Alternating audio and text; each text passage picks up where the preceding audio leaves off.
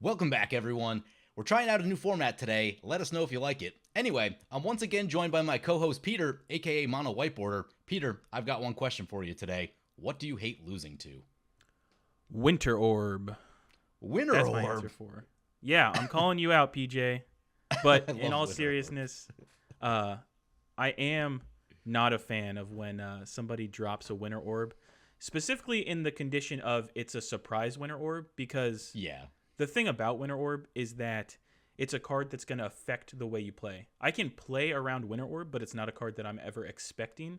And if I do play around Winter Orb, and this goes for all kind of mass land destruction, Armageddon, um, Ravages of War, you can play around those cards, but if there's no reason to play around those cards, you're going to be at a disadvantage. So Right. it's kind of one of those classic problems where if you tell me you're playing a Winter Orb, I'm not going to care about it because I'm just going to take the necessary precautions. And if I tap out, have no answers to Winter Orb, and you play Winter Orb, that's on me. I had agency in that situation, and the reason I lost to it is because I decided to take a chance. But it's when I'm playing the game normally because if I play around Winter Orb, I'm going to lose because nobody else is going to play around Winter Orb, and they're going to play Right. out their threats, and I'm just going to get overrun. That's when Winter Orb feels really, really bad to me. Oh yeah. If you catch everyone while they're tapped out, you're just like, good game. Yeah, None yeah. of you have mana. And like I said, if you tell me, hey, I'm playing Winter Orb and I tap out, that's 100% on me. And I think that's the Right. biggest thing for me is there's not one card that I'm gonna be frustrated losing to.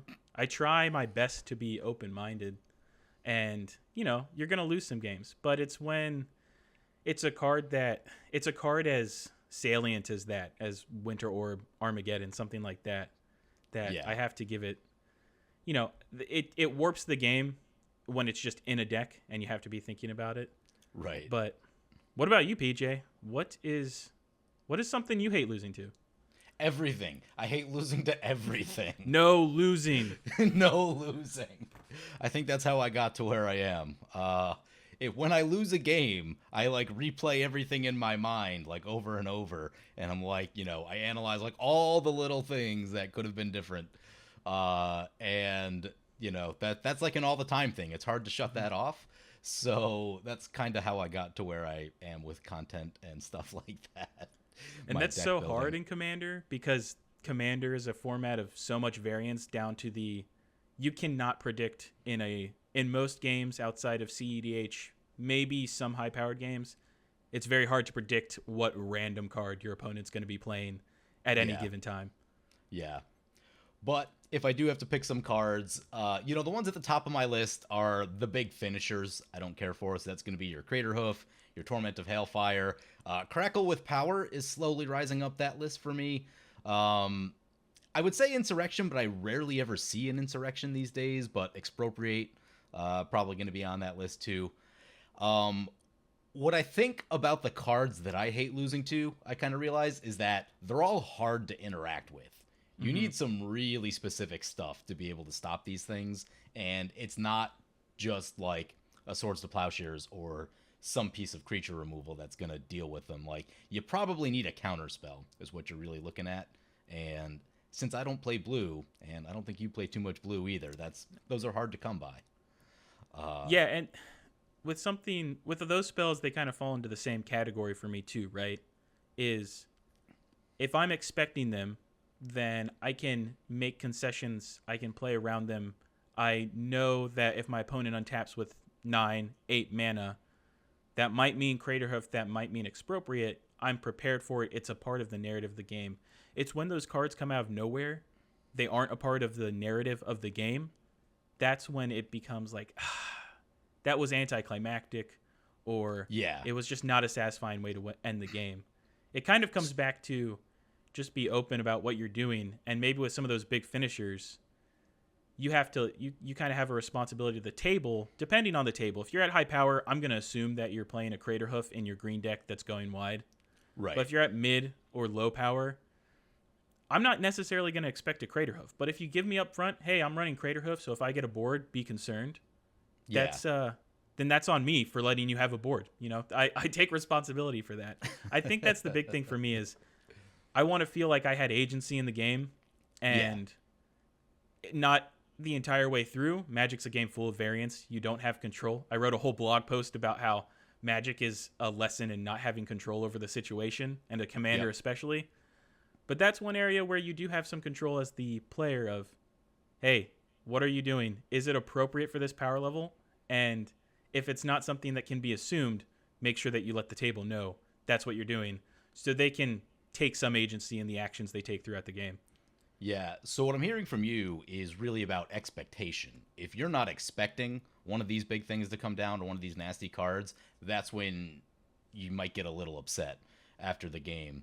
And I have the same thing too, right? Like, you can run Crater Hoof, you can run Torment, but like, if you tell me you're running them beforehand, I can pick the right deck for that level.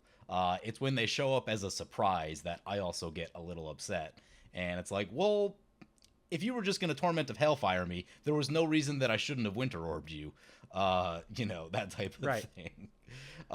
So, it's just about getting on that same power level. And I think it's all about the expectation of, if I'm not expecting those, I'm going to be really annoyed if I lose to one. Mm-hmm. And, like, all of those cards, at a certain point, they're all going to beat you. A Torment of Hailfire is for 30 is probably going to beat you. You're probably not going to be able to have played around that no matter what you did. Yep. But if I see the mono black deck, they have Cabal Coffers, they have Crypt of Agadim with a bunch of creatures, they have a Cryptghast, I can then mentally prepare for that Torment of Hailfire to come down.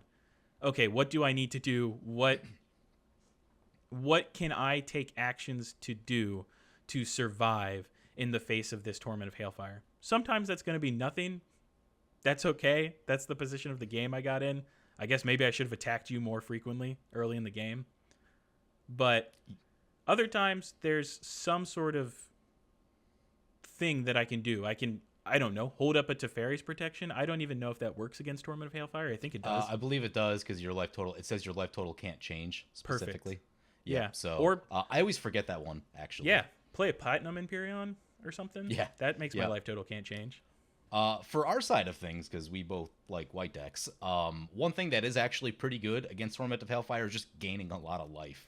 You can get yourself to like 60 or 70 life. It gets really difficult for them to pay enough into X for that X to actually kill you, and you might even be able to save most of your permanents and stuff. But a lot of things can go wrong that stop that from happening.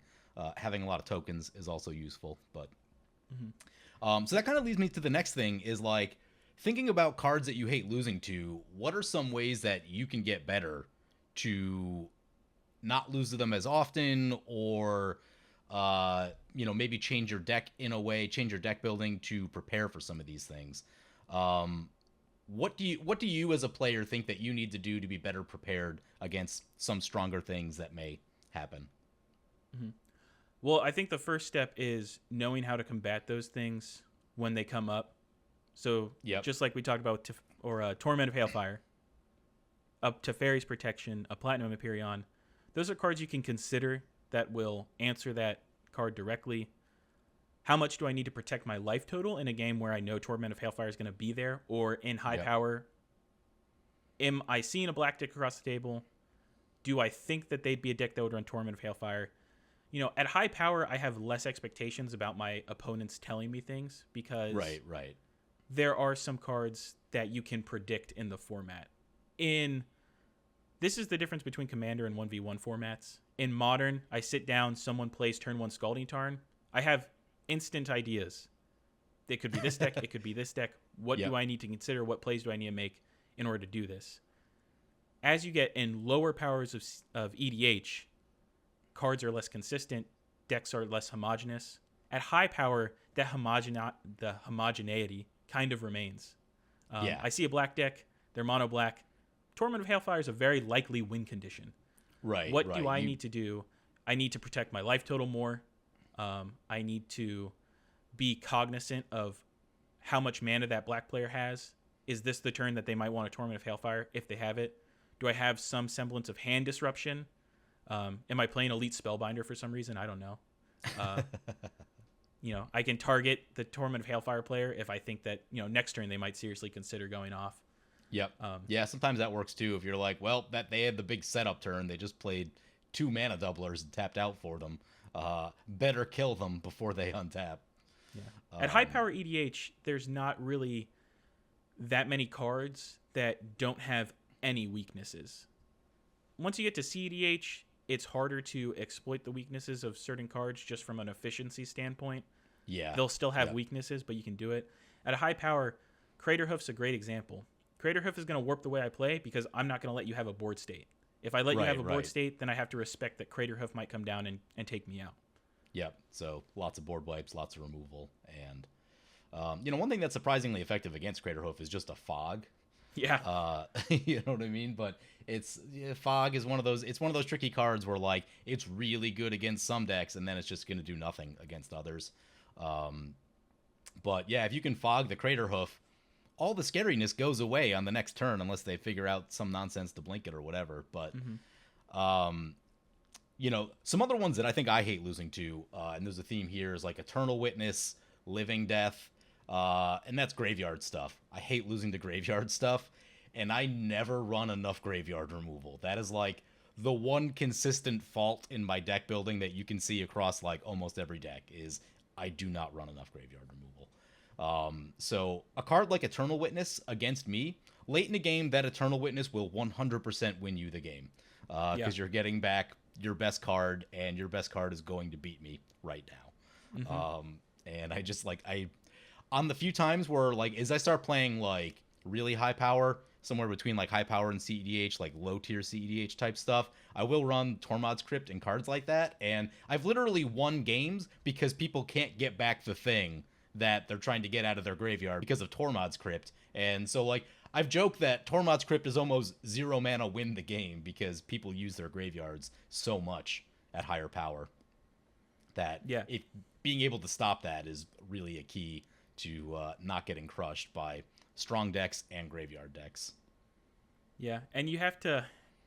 Graveyard hate is another area where you have to use it correctly and adjust your answers to the appropriate situation. At high power, I'm definitely going to be looking at Rest in Peace because the graveyard decks are so strong in high power that I need that permanent answer. At mid or low power, Rest in Peace is crippling for graveyard decks, and it just prevents them from doing what they do. I would feel a responsibility to tell my opponents at mid power, I am playing Rest in Peace in this deck.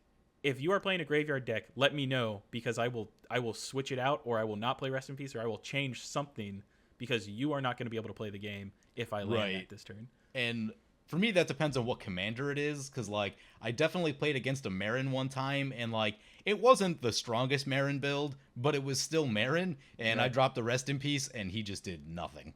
And part of me enjoyed that because I had just been crushed by Marin for years up to that point. So I'm like, sorry, man, this is just how it goes. You're playing a graveyard deck, and you don't have a way to stop this thing, so you don't get to really play this game. But Expropriate. I feel like Expropriate is one of the hardest cards to beat as far as those I win the game cards. If Craterhoof is for green, Torment of Hailfire is for black. I recently called white has Teferi's Protection as the I win the game card. I'm still yet to beat that card. But what about Expropriate? I have no idea how... I haven't played against one in a long time. I don't know how I'd beat it other than playing all bad cards, which is what I do anyway.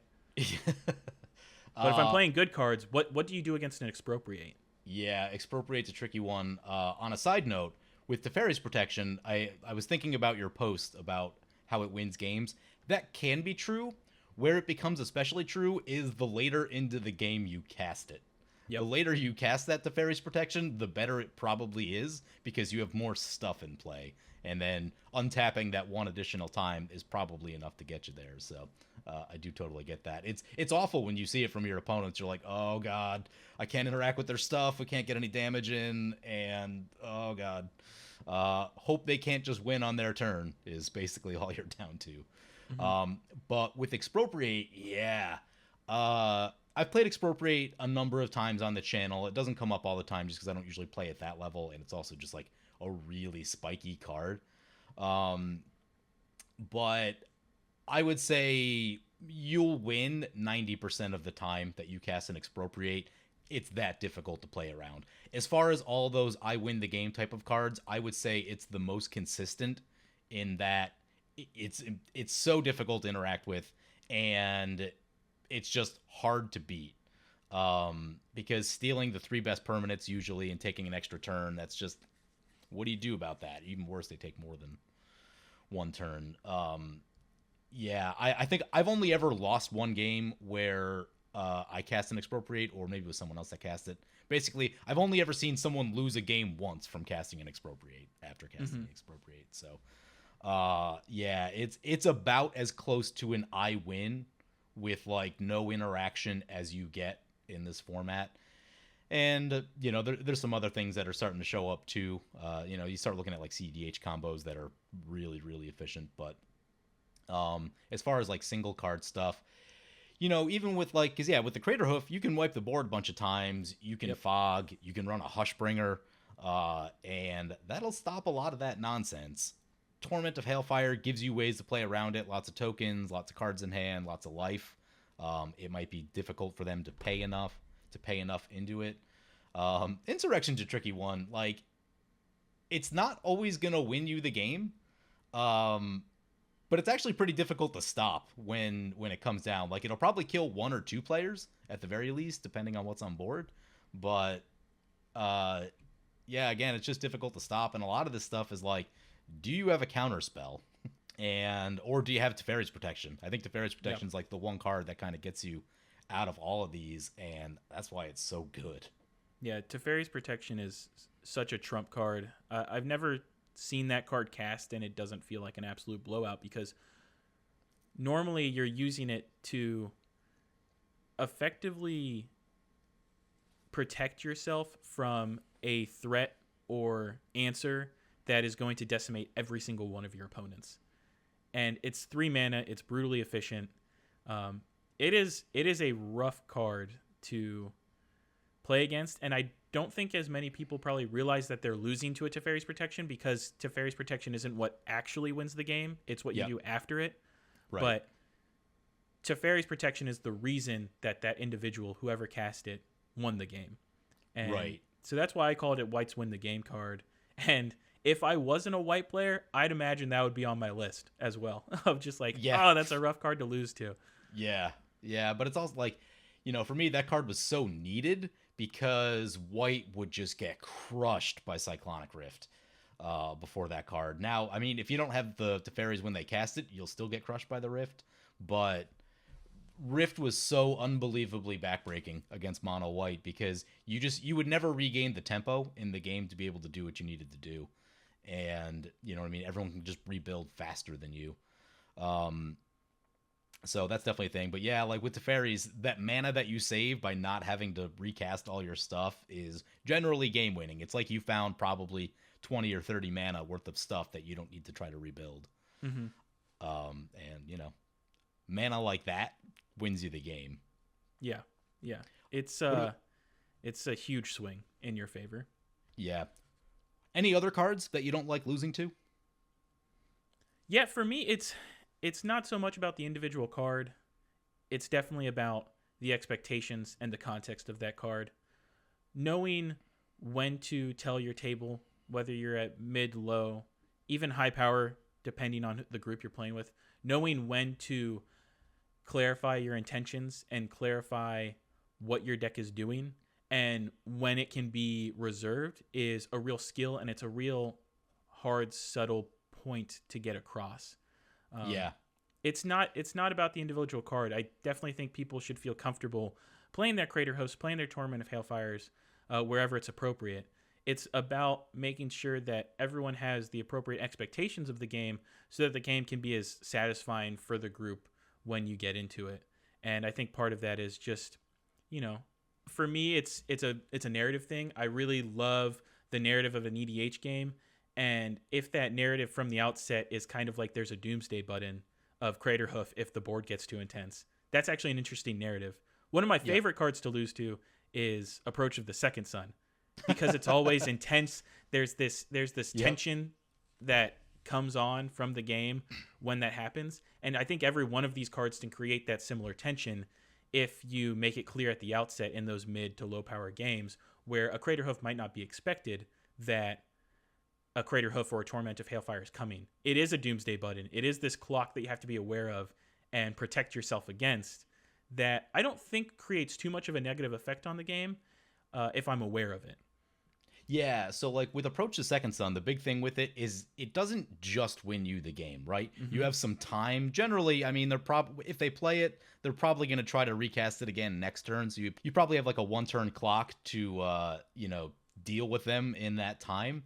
And that's what makes it exciting. It's because it doesn't just end everything instantly, right? Like big Torment of Hailfire, just like, well, we're all going to die. We have to sit here and figure out the math first, but we're all just going to die. With something like Approach, you have time to like see it and then try to react to it. And I think that's what makes it a more palatable thing to lose to and potentially creates a more exciting game state.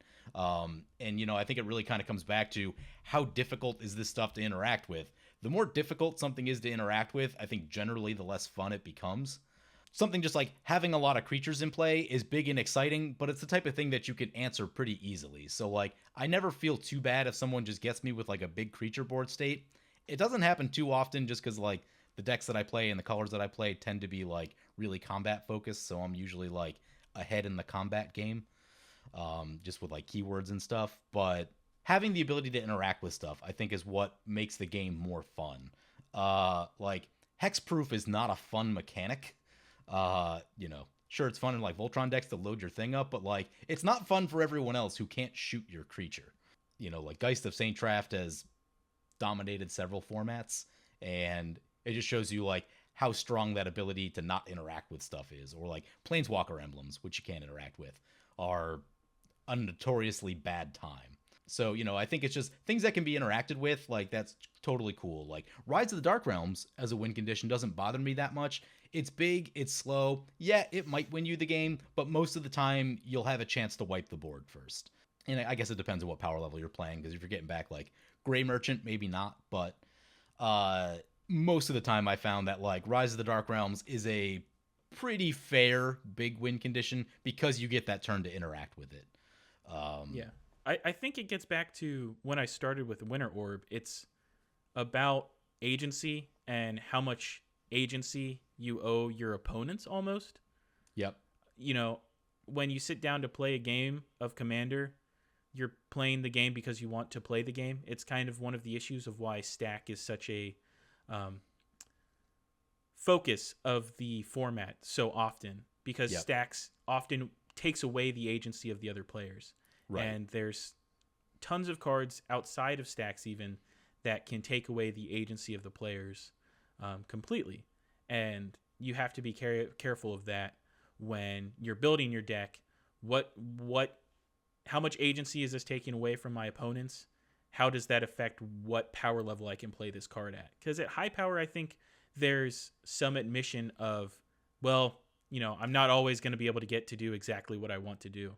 But at low power, I think there's far more room there where people say, I came here because I just wanted to play every ooze that I draw, or every whatever other gigantic creature type that I draw. And so you have to be careful when you put a card in your deck, how much agency is this removing? And that goes not just for win conditions, but I have a Radiant Hate Bears deck I've talked about before on this channel. And I'm very clear with people up front. There is a Hushbringer in this deck. There's a Tocatli Honor Guard. Can your decks handle that?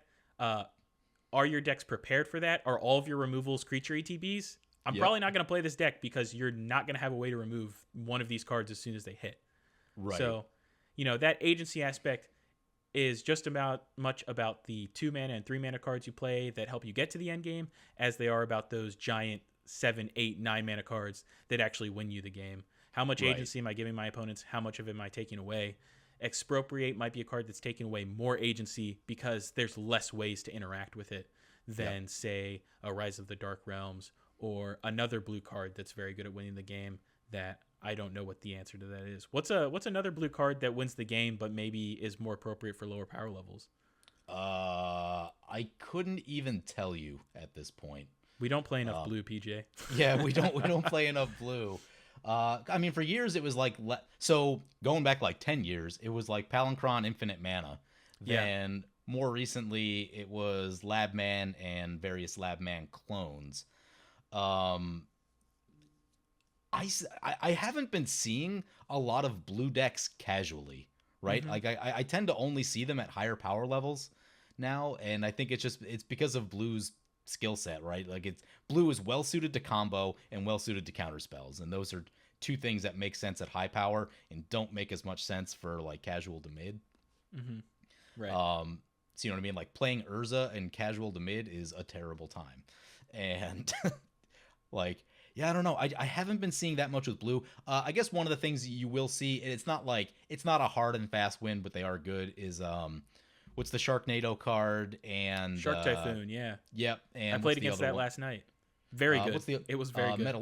Metallurgic Summonings, I think, is also, the other one. Yeah. Very good card. You know, occasionally I'll see stuff like that, but yeah, I haven't been seeing that much blue in the circles that I play in.